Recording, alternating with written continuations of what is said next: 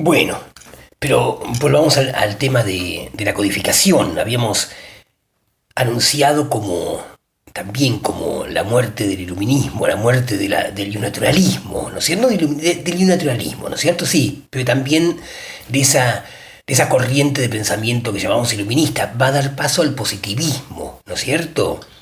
El positivismo en el pensamiento podríamos verlo como un sucedáneo debilitado del iluminismo, ¿no es cierto? El iluminismo pierde esa racionalidad, pierde su cariz crítico, ¿no es cierto? Su cariz innovador. Y el positivismo que se da en el siglo XIX, el positivismo, digo el positivismo como pensamiento en general, como pensamiento filosófico, ¿no es cierto? Pensamiento que de algún modo circunscribe todo el saber y el conocimiento a la ciencia, ¿no es cierto? Y rechaza cualquier especulación filosófica o metafísica. Bueno, ese positivismo va a ser de índole conservadora, podríamos decir, en un principio, ¿no es cierto? Ya se logró, vamos a decir, la revolución burguesa. Bueno, ahora tenemos que organizarnos, podríamos decir, ¿no? Para vincular el positivismo con alguna, con algún cariz político de la época, ¿no es cierto? En el positivismo la razón se vuelve básicamente instrumental, es un instrumento para, ¿no es cierto? Un instrumento para conocer científicamente la naturaleza, para dominarla, para conocer el hombre y dominarlo, ¿no es cierto?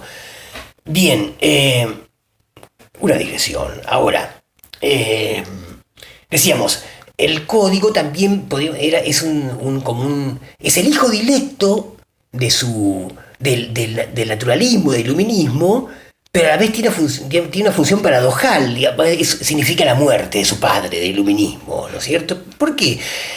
Bueno, básicamente porque ya, digamos, los juristas no van a indagar o a descubrir la razón universal, pues ya está escrito, ya, digamos, la ley está escrita, ¿no es cierto? Ese proceso de positivación del derecho que algunos autores llaman, ese proceso de positivación del derecho, o sea, de puesta del derecho que antes era la opinión de los juristas, las costumbres, pero también el derecho canónico, o la jurisprudencia, esa puesta del derecho solamente en ley, ¿no es cierto? Digamos, pone de resalto justamente la voluntad del legislador, la voluntad de las autoridades, ¿no es cierto? El derecho es lo que la voluntad de las autoridades quiere que sea, digamos, ¿no?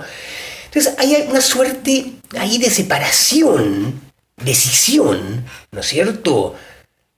Podemos decir entre razón y voluntad, ¿no?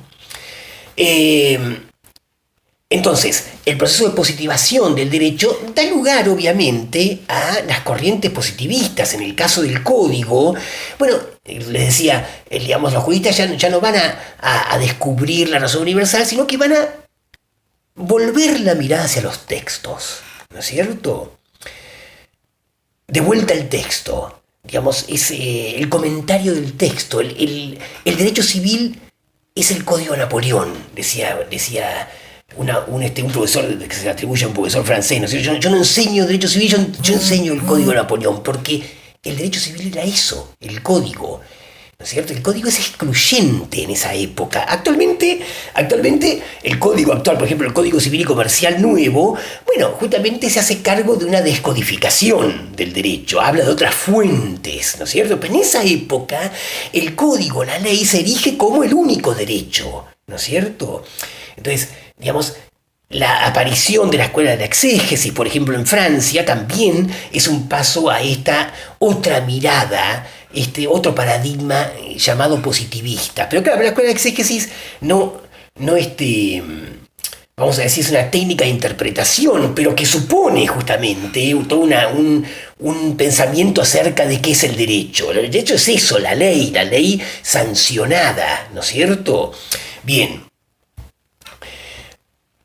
entonces, pero en Inglaterra, por ejemplo, me parece que la escuela analítica, digamos, la jurisprudencia analítica que aparece en el siglo XIX de la mano de Austin, me parece que es un positivismo más consciente de sí mismo, ¿no es cierto? Eh, Austin es un discípulo de Bentham. Bentham era el inventor del utilitarismo, ¿no es cierto? Y además Bentham fue un tipo un inglés que redactó códigos y incluso se los vendía a los gobiernos, ¿no es cierto? Un tipo que estaba por la codificación. Y la codificación era vista justamente como, digamos, la ley que regulaba toda una rama del derecho, o sea, un sistema normativo que regula toda la ley y que debe ser escrita en forma precisa y clara. Con eso, digamos, ya no va a haber más interpretación judicial, ya no va a haber más opinión de los juristas, o sea, hay algo así como una noción de democratización del derecho, en el sentido que el derecho es accesible a todos, porque está escrito y de algún modo está escrito en forma precisa y clara. Bien, pero volviendo a esa escuela analítica, a la jurisprudencia analítica, jurisprudencia en el sentido de ciencia del derecho, de pensamiento jurídico, ¿no es cierto? Pues ustedes saben que jurisprudencia tiene, digamos, el sentido de antecedentes, de fallos judiciales o de jurisprudencia de un tribunal superior, de fallos que sientan criterios, o también jurisprudencia se le llama la ciencia del derecho, ¿no es cierto? O el pensamiento jurídico. La jurisprudencia analítica utiliza la palabra jurisprudencia como ciencia, ¿no? Inventada por Austin, ¿no es cierto? Siguiendo a Bentham. Bueno, Austin hizo una división importante, o sea, para Austin, ¿qué era el derecho? No era ya algo que tiene que ver con principios universales de conducta o con principios de justicia, sino que el derecho era simplemente los mandatos del soberano, ¿no es cierto? El soberano puede ser una asamblea legislativa o puede ser un rey, lo que fuera, ¿no es cierto? Pero son los mandatos del soberano. Ajá. O sea, son órdenes dadas por el soberano, órdenes dadas en un tiempo y un espacio determinado, ¿no es cierto? El derecho es lo dado, ¿no? Bien, y esas órdenes respaldadas por amenaza, decía, ¿no es cierto? Son los mandatos del soberano, eso es el derecho, ¿no es cierto? Bien, ahora, ¿y qué sería el soberano? Y bueno, el soberano es aquel que recibe un hábito de obediencia. Entonces, fijémonos cómo, digamos, todos los conceptos que maneja Austin son conceptos que bajan la cuestión jurídica a lo empírico, ¿no es cierto? Es decir, todo se vincula con cuestiones empíricas, órdenes dadas, ¿no es cierto? Por el soberano. ¿Qué es el soberano? ¿Quién es el mandado por Dios? No, es el que recibe un hábito, de hecho, un hábito de obediencia, ¿no es cierto? Bien, y a la vez el soberano es aquel que no obedece a otro. Son todas cuestiones, o sea, todas cuestiones fácticas. El derecho, que es el derecho positivo, se define a través de conceptos que se reducen a cuestiones fácticas. Bien, esto tiene que ver con la raigambre del empirismo inglés, ¿no es cierto? De Bacon, de Hume, del siglo XVII, ¿no es cierto? El siglo XVII, XVIII. Bien, entonces acá este pensamiento de la jurisprudencia analítica tal vez sea, digamos, el positivismo que tiene conciencia de sí, podríamos decir. Y hay también otra situación, otro tema importante de esta corriente de la filosofía analítica, que es, digamos, la división que hacen, que es muy cara al positivismo, ¿no es cierto?, entre el derecho que es y el derecho que debe ser. El derecho que es ese, el que decide el soberano, ¿no? Nos guste o no, es ese el derecho, definido de esa manera.